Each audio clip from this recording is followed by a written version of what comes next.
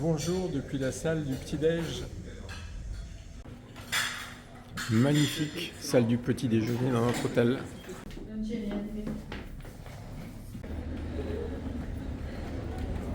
Ce matin, nous prenons l'autoroute qui va de San Marco à l'Académie.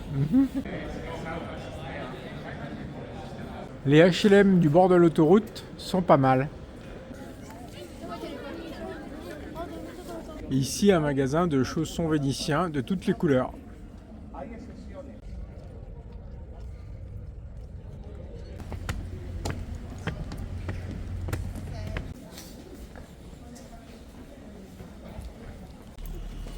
Nous voici arrivés à la maison de Goldoni.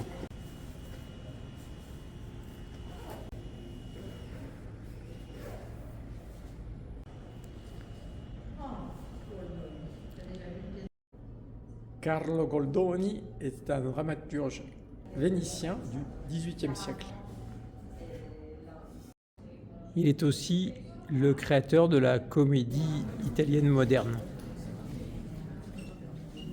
Dans sa maison, on trouve des objets d'époque, comme cette table en marqueterie et des cartes, sans doute vénitiennes.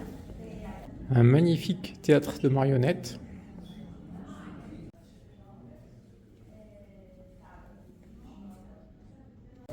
Un magnifique buste en Murano. Une autre particularité de Goldoni, c'est qu'il aimait la France, il y a vécu et il a été le prof d'italien de la fille de Louis XV. On repart un peu pour les ponts et les canaux. Pour ceux qui aiment les statistiques comme moi, Venise est composée de 118 îles, séparées par 176 canaux et réunies par 435 ponts. Ici, on a même le croisement de ponts. Nous sommes sur le Campo San Polo.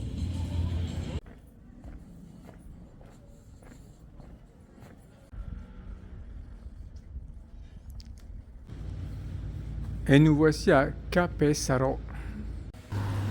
Nous sommes encore dans la demeure d'un doge qui a été transformé en musée d'art moderne. Ce petit café dans le musée nous tend les bras, ça a l'air trop sympa.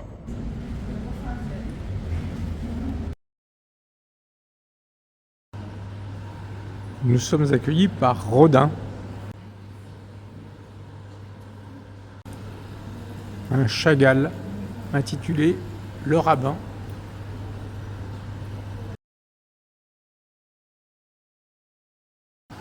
Galilée de Ai Weiwei. Water de Yinka Shonibare. Comme hier, nous avons des plafonds absolument sublimes.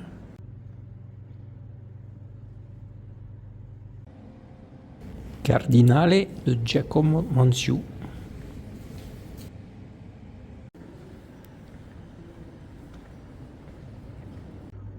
Deux œuvres de Vittoria Zecchin.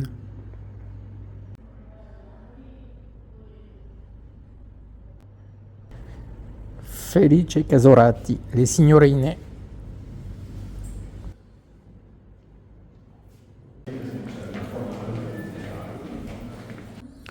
Comme on n'a pas vu encore tous les canaux et tous les ponts, on continue.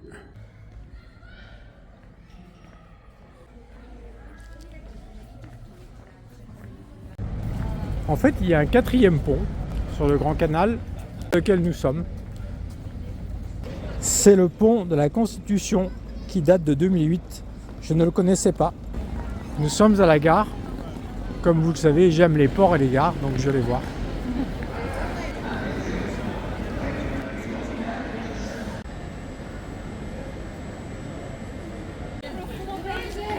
C'est la foule autour de la gare. Les étudiants rentrent chez eux, les touristes arrivent.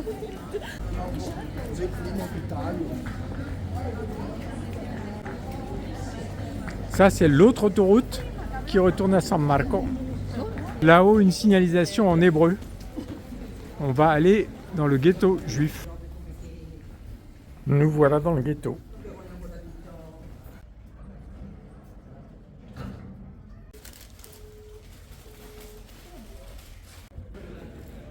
premier ghetto juif du monde. Il a été créé vers 1500. Les juifs étaient obligés d'y rester enfermés la nuit. En raison de l'espace réduit, les immeubles se sont développés en hauteur. Au sol, quelques plaques commémoratives en l'honneur de juifs déportés à Auschwitz. Il y a néanmoins un très joli campo.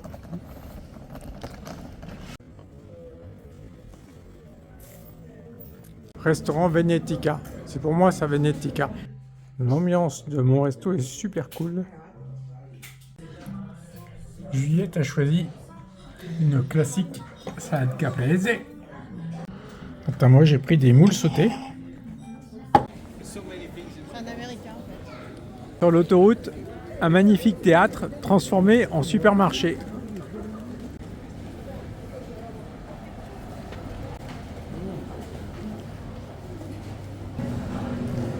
C'est incroyable ces décos derrière la charcuterie. Et le plafond du supermarché. Nous sommes sur Strada Nova, la rue Nouvelle. C'est le cœur commerçant de Venise. Une ancienne pharmacie transformée en parfumerie.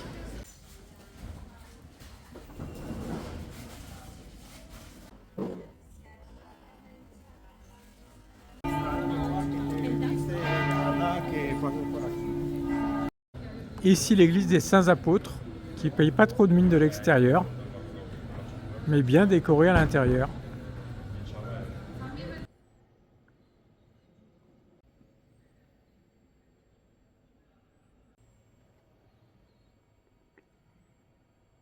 Pour compléter les statistiques, à Venise, il y a à peu près 240 places. Et sur ces 240 places, 130 ou 140 églises. Pour faire tenir tout ça debout sur les fonds marécageux, il a fallu 12 millions de troncs d'arbres venus des Alpes. Nous traversons le quartier de Canareggio, c'est le nord de Venise. Campo di Gesuiti. Et nous arrivons sur Fondamente Nove, le quai au nord de Venise. Sur ce quai, chose extraordinaire, une gondole blanche et bleue.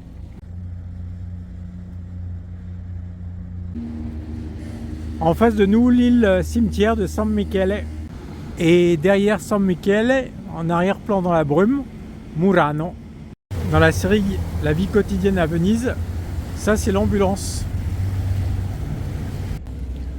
Nous longeons l'hôpital.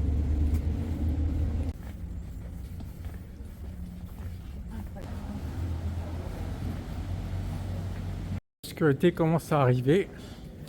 Nous allons rentrer à notre hôtel par les chemins arrière.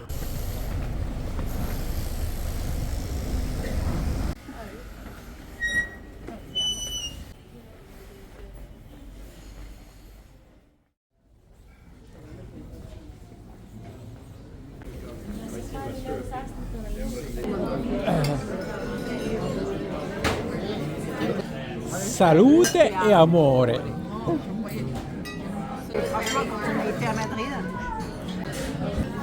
Pour Juliette, una pizza.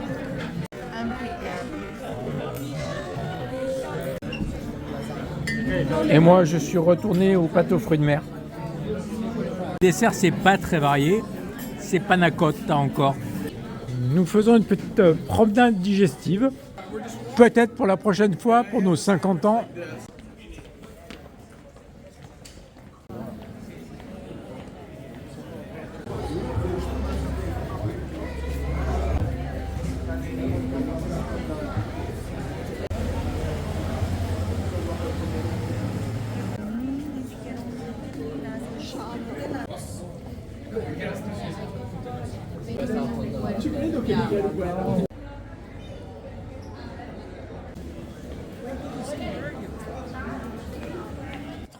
C'est trop, juste là, voilà.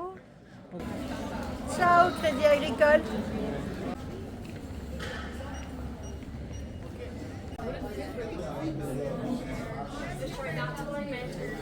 Et nous voici au pont du Rialto. Ecco, è tutto per oggi. A domani. Ciao ciao.